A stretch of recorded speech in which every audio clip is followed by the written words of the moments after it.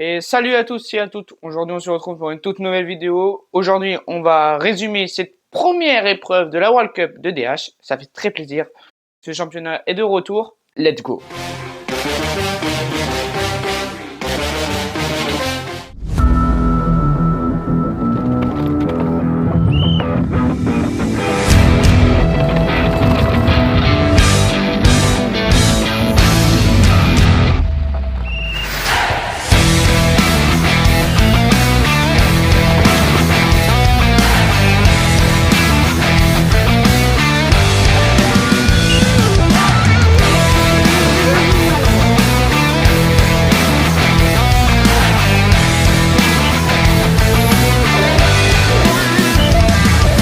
Cette première épreuve de DH s'est déroulée à Fort Williams. J'avoue, c'est pas une piste que j'aime bien. Je préfère plus la piste de Lenzerheide, vous voyez, avec beaucoup plus de racines et tout. Je trouve que la piste de Fort Williams est beaucoup trop bike park. Il y a beaucoup de roches et beaucoup de techniques et tout.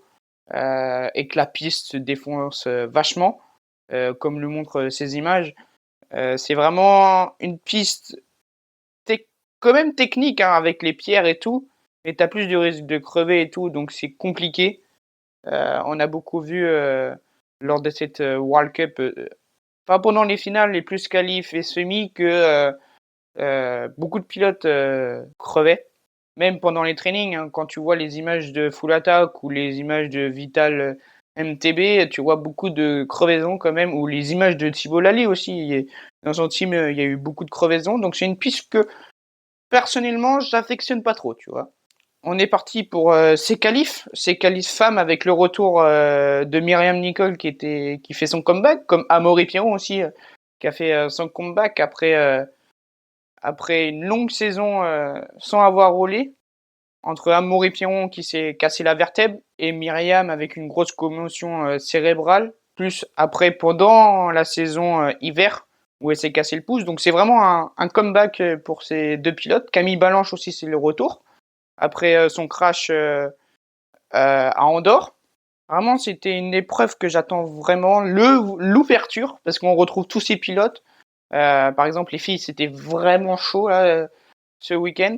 Donc c'était vraiment intéressant. Par exemple, à la qualif, donne un peu les temps de la qualif, c'est Tanis Seagrave qui signe la pole devant Nina Wolf, avec 1 seconde 8 d'avance sur Nina. Donc c'était chaud chez les femmes, parce que elles étaient 18, à peu près 18 à essayer d'accéder à la finale. Elles sont capables d'accéder à la finale. Et on va dire 8 pour gagner en fait cette World Cup. Donc c'était vraiment intéressant. Pour la semi-finale, hein, par contre, ça a un petit peu plus changé parce que la championne du monde s'est dit bon, bah là, faudrait peut-être que j'en mette. Donc du coup, elle a mis 2 secondes à Tanis Seagrave. Donc vraiment important. Après, c'est qu'une semi-finale, c'est juste se qualifier. C'est 10 premières qui sont qualifiées pour les femmes. Donc fallait juste se qualifier. Donc heureusement, Myriam n'est pas passée en semi. Et bon, elle revient d'une énorme blessure. Donc je sens qu'elle va tout donner pour la Pologne, ça c'est sûr. C'était cool quand même de la revoir sur le bike. Donc là, on part pour cette finale. Finale femme était vraiment impressionnante. Vraiment, limite, j'ai préféré regarder les femmes que les hommes parce que c'était chaud, mais chaud de fou. Entre le top 3, entre Vali, Nina et Tané, c'était vraiment impressionnant. La vitesse où elle roulait dans les pierriers et tout, c'était impressionnant. Et le combat entre Nina et Vali, c'était serré. Showtime dans le secteur 3. Vali avait 0.029 millisecondes sur Nina, donc elle était en retard. Et dans le dernier secteur, c'est le secteur motorway, on appelle ça, c'est la partie la plus rapide du circuit. Donc elle a réussi à choper 5 centièmes. Je sais pas d'où est sur ces 5 centièmes, mais c'était impressionnant. C'était vraiment impressionnant. Vali nous a montré qu'elle était présente cette année, elle est là. Et là, elle a vraiment poussé. Tané aussi qui est présente. Nina, en fait, celles qu'on attendait, elles sont présentes, elles sont là. Donc, cette saison va être vraiment, vraiment showtime. Donc, pour la finale, le podium, c'est Vali devant Nina. Après, c'est Tanishi Grave. Puis Camille Balanche, qui est en 4e position, qui est quand même sur le podium, parce que c'est pas comme au motocross. Pour ceux qui viennent du motocross et tout, on prend les 5 premiers pour le podium. Donc Camille Balanche, après sa petite commotion cérébrale à Andorre, elle est quand même sur le podium. Et en 5e position, c'est Gloria Scarsi, qui, pour moi, je la connaissais pas avant. Donc elle est là.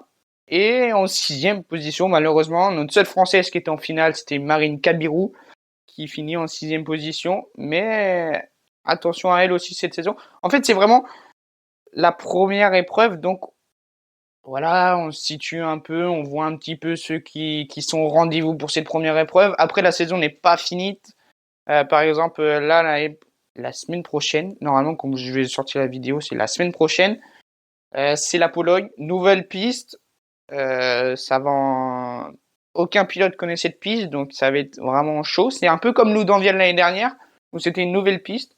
Personne ne connaissait la piste et tout, c'était vraiment tout nouveau. Donc voilà pour la catégorie femmes, élite. Maintenant, passons à la catégorie hommes avec beaucoup de monde qui était là, avec Troy Brosnan et Loïc, Finais, Loris tout ça. Donc c'était aussi une finale intéressante à regarder, mais je trouve que c'était moins de suspense quand même que Vali et Nina ce combat. On a eu quand même le combat Loïc Bruni Finais, les deux coéquipiers du team Specialized.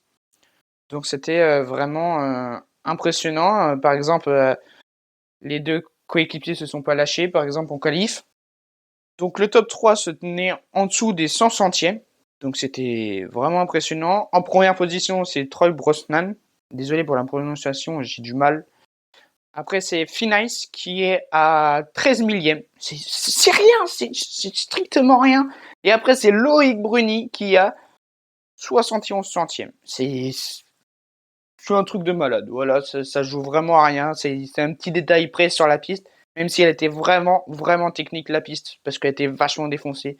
T'entendais les vélos, ça tabassait de tous les côtés. Donc, vraiment, c'était impressionnant. Donc, vraiment, la semi-homme était chaud, chaud, chaud, chaud.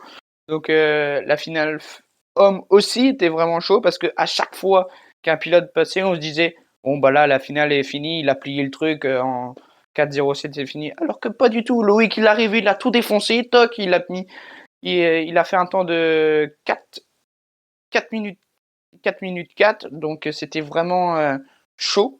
Loïc, qui a fini en première position de cette première World Cup, c'était impressionnant. Notre Français, notre Frenchie, il est là en fait.